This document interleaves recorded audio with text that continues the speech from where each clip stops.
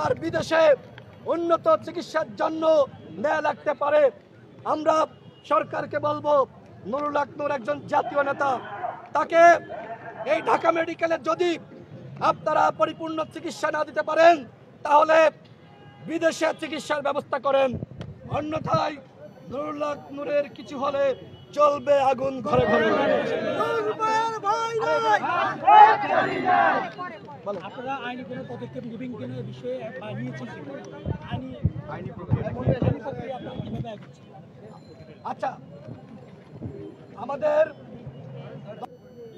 গতকাল যেহেতু দ্বিতীয় দফায় আমাদের উপর যে হামলা হয়েছে, সেই হামলায় সেনাবাহিনী জড়িত এবং পুলিশেরও ভূমিকা ছিল, তবে সবথেকে বেপরোয়া আচরণ করেছে সেনাবাহিনীর কতিপয় সদস্য। সুতরাং তাদেরকে সেনা আইনে ব্যবস্থা নিতে হবে, লুকিয়ে লুকিয়ে ব্যবস্থা নিলে হবে না।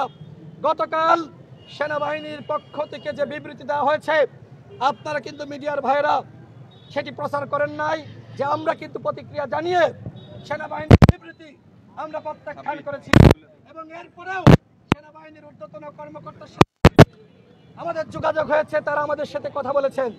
আমি তাদেরকে স্পষ্টভাবে বলেছি, এই ঘটনার সাথে যারা জড়িত তাদেরকে অবশ্যই ব্যবস্থা নিতে হবে।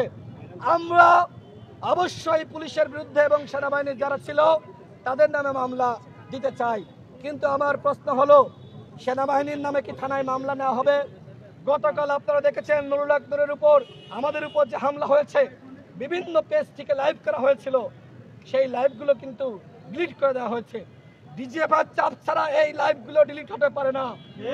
আওয়ামী লীগের সময় ডিজিএফআই যেভাবে আয়নাঘর বানিয়েছে, ডিজিএফআই যেভাবে গুম করেছে, যেভাবে নিশিরাতের নির্বাচন করেছে, ডিজিএফআই সদস্যরা যদি মনে করে এখন ডক্টর মোহাম্মদ ইউনূসের আমলে এই গণঅভ্যুত্থানের পরও তারা একই স্টাইলে কাজ করবে, আমরা সেটি মানব না। সর্বশেষ বক্তব্য, আমার কাছে স্পষ্ট তথ্য এসেছে, ডিজিএফআইয়ের সাথে জাতীয় পার্টির দেন দরবার চলছে। জাতীয় পার্টিকে ডিজিএফআই আগামীতে বিরোধী দল বানাতে চাই। এই জন্য এই ডিজিএফআই গতকাল সেনাবাহিনীর মাধ্যমে জিএম কাদেরকে প্রোটেকশন দিয়েছে। জিএম কাদেরকে বলতে চাই, পিঠের চামড়া থাকবে না। তুমি যদি ডিজিএফআই ইন্ধনে আবারও রাজপথে নামো, তুমি যদি নির্বাচন করার চেষ্টা করো, জনগণ কিন্তু দাঁত ভাঙা জবাব দিবে। ডিজিএফআই বলেন, এনএসআই বলেন, ডিএসপি বলেন, গোয়েন্দা সংস্থা, আপনাদের খেলার দিন শেষ, এখন জনগণ খেলবে। আগামীতে আবার সুষ্ঠু নিরপেক্ষ নির্বাচন হবে, নির্বাচন নিয়ে তাল বাহানা চলবে না। আমরা লক্ষ্য করছি ডিজিএফআই তাল বাহানা করে জাতীয় পার্টিকে বিরোধী দল বানানোর চক্রান্ত করছে, এই চক্রান্ত জনগণ রুখে দিবে। আমি আবারও বলছি, যারা এই হামলায় জড়িত তাদের বিরুদ্ধে সেনাবাহিনীকে ব্যবস্থা নিতে হবে। ডিএমপি কমিশনার আমাকে ইতিমধ্যে জানিয়েছে যে পুলিশের যারা জড়িত তাদের বিরুদ্ধে তারা ব্যবস্থা নিবে। আমি আবারও বলি, আমাদের উপর কিন্তু সেনাবাহিনী হামলা চালিয়েছে, পুলিশ বাহিনী হামলা চালিয়েছে। লাল শার্ট পরিহিত যে ব্যক্তি, সে সম্রাটের উপর হামলা করেছে, নুরুল হক নূরের উপর নয়। নুরুল হক নূরের উপর সেনাবাহিনীর কতিপয় দুষ্কৃতিকারী তারা হামলা চালিয়েছে।